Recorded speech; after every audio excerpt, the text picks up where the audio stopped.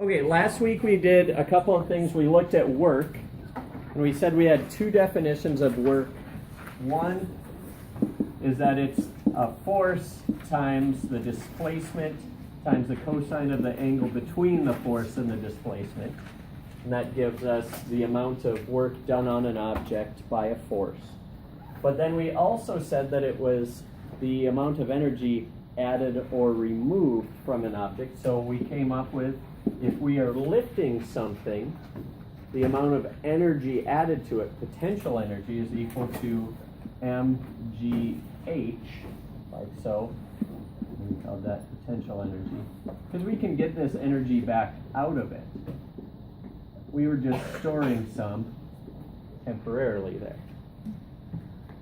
We're going to continue on this and look at other ways that we can have energy with our next lab, Lab B. So grab that out too, because it's a similar lab to what we had previously, in that you're going to be using what you already know about motion of things to describe a new form of energy, or energy stored in a different way.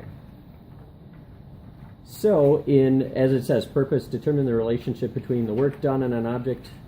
Oops, and I didn't retype that. And it should be work done on an object. Oh, no, that's right. By gravity and its speed. So, as we're taking energy back out of this potential, how does it change into a motion type of energy? So, the first thing is draw a free body diagram of a ball as it falls, and write the sum of the forces equation. Go ahead, take a moment to do that. And it's, as it says, neglect wind resistance.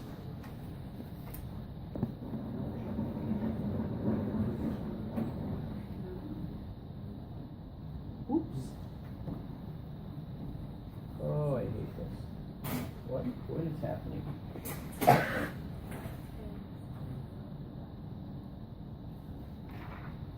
There.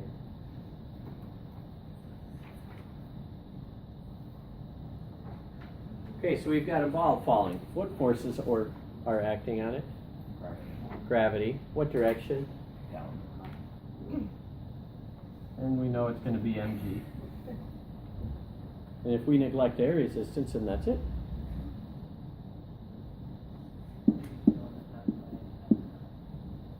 Times what? That's mass. Well, for speed, So hold on to that thought. So we have mg. What's the sum of the forces always equal to?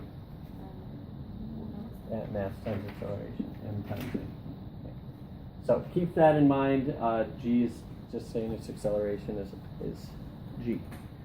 Now, getting back to what Devin was leading us to, in part 2, we use Galileo's equations from Unit 2 to write the relationship between the acceleration of a falling object, its falling distance, and its velocity.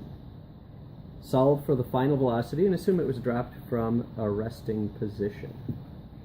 So think back to those three equations we had.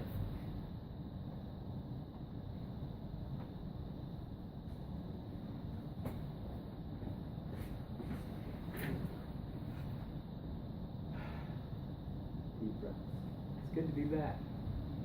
It took half an hour for my computer to become useful today. We had three equations.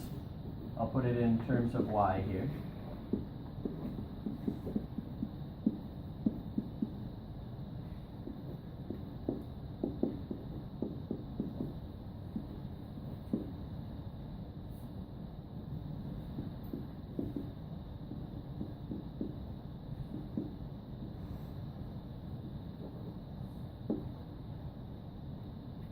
Okay, and we said we're dropping it from a rest. So what does that tell us right off the bat?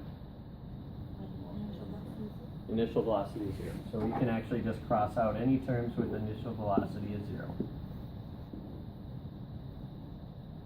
Okay, and we're trying to relate the final velocity, or the velocity at that moment, to its acceleration and to how far it dropped. Which of these would help us with that? Yes, where it equals to a line. The last one's almost there right now, right? Because it's got acceleration, distance fallen, and final speed. So all we need to do is take that and solve just for VF, which means just take the square root. So V final is equal to the square root of 2 times the acceleration times the displacement, change in position. Now, yeah, I copied stuff too much from the last one, it looks like. So you'll want to change that ramp length down in the table below to something else. I think I just copied things and forgot to relabel them. What I want you to do down here is I've got the drop heights listed. I've got a ball mass listed. I want you to find out the force involved, and I want you to find out the final velocity would be that second one.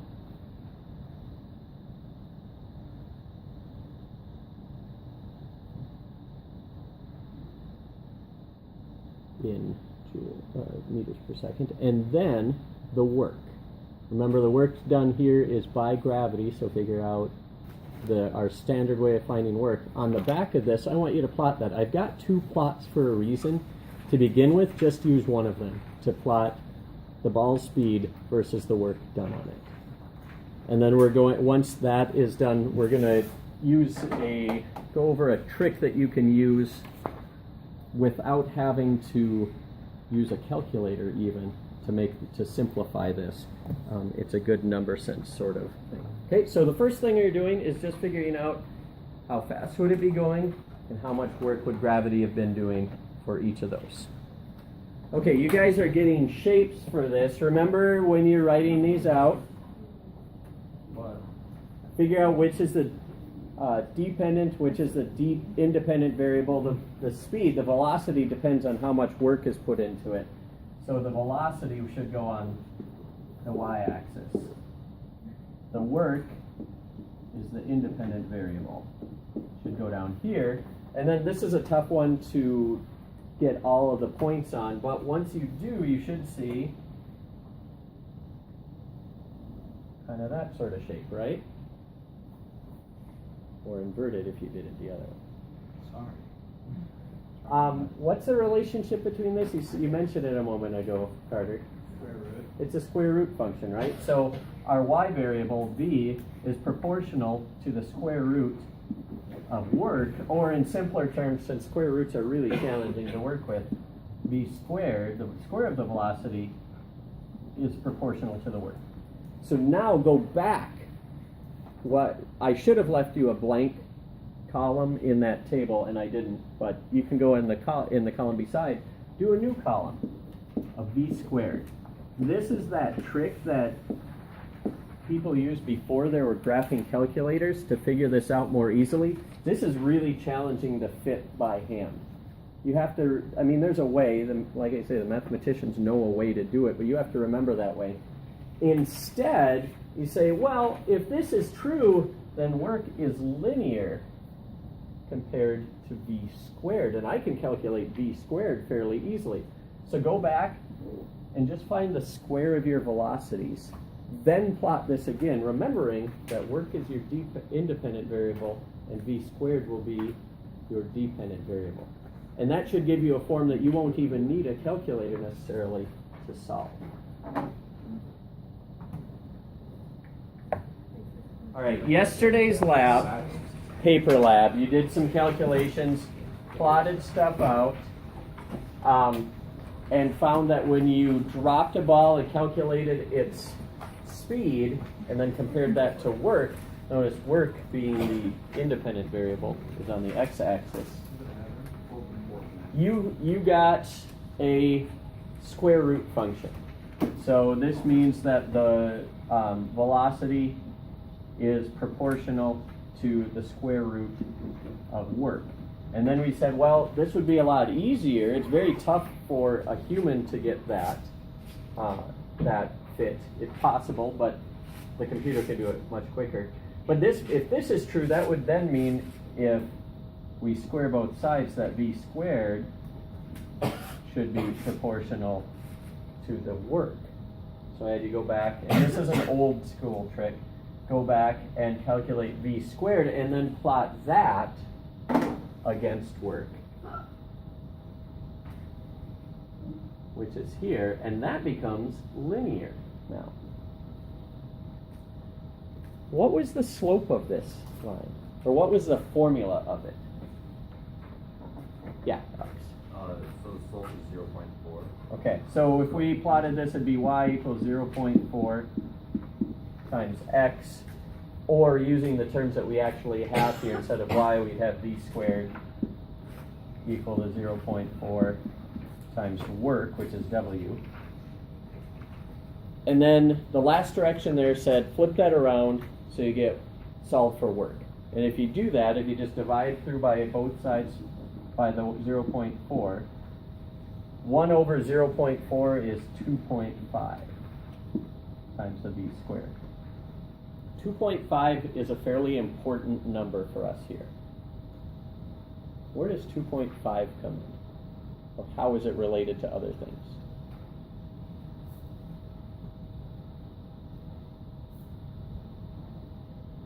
What mass did the ball have, or the rock, or whatever it was? 5 kilograms. How is 2.5 related to that? That's the mass. And in fact, if you did this with other masses, you get the exact same relationship. This slope would change, but it would always be half the mass.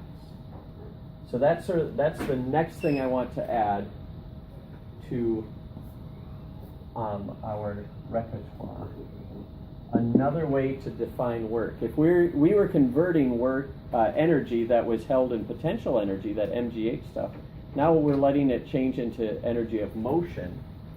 We find that we can also express it as 1/2 times the object's mass times its velocity. This will be equal to the amount of velocity loss.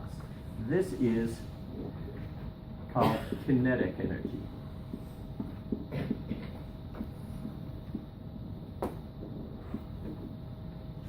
Kinetic comes from the Greek word kinetos, meaning movement or motion or some such thing like that. It's energy of motion.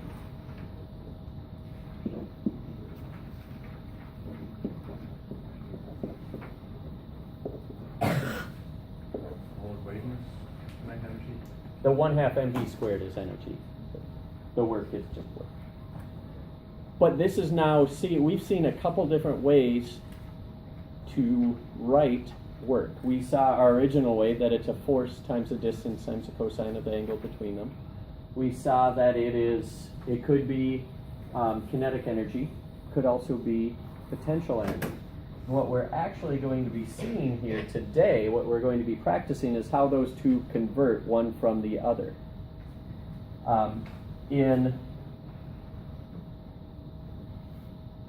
If we look at this and kind of group it all together, we're going to start building a bigger and bigger and bigger formula here that we can always make simpler, but it will keep going for us for a while.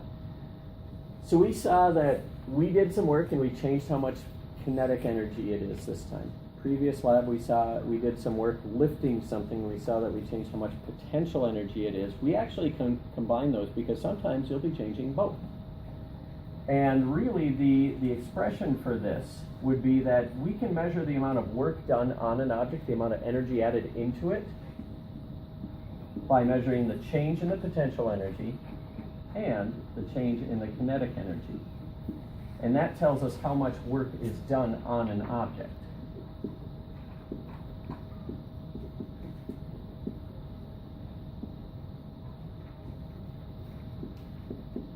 And here we're using the definition, or the way of thinking of work, that means energy added or removed.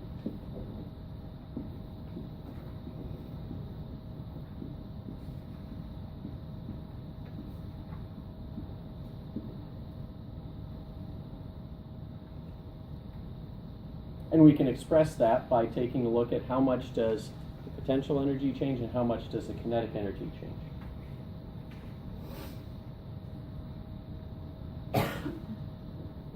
We wrote that potential energy out though. We said it was m times g times h. Well, if we're changing that, we actually have to look at two different levels and see how much did it change from level A or level 1 to level 2. And so the more common way we're going to write that out is just to spell that out explicitly. So this delta PE becomes MgH2 minus MgH1. Likewise, we're going to look at a change in kinetic energy. Because if it's already moving, we could speed it up or slow it down, and that would be work. So instead of just the 1/2 mv squared, we're going to take the delta, the change in that, which would be mv2 squared minus 1/2 mv1 squared.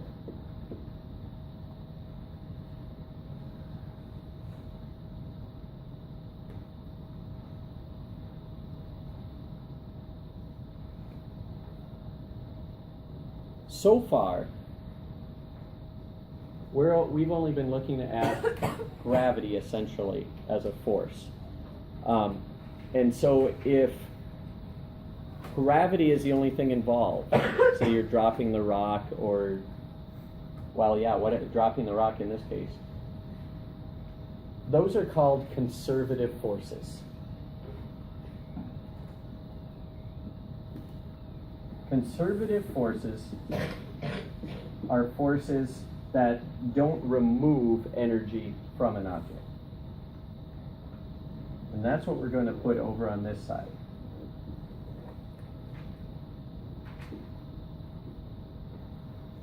Don't remove or add energy.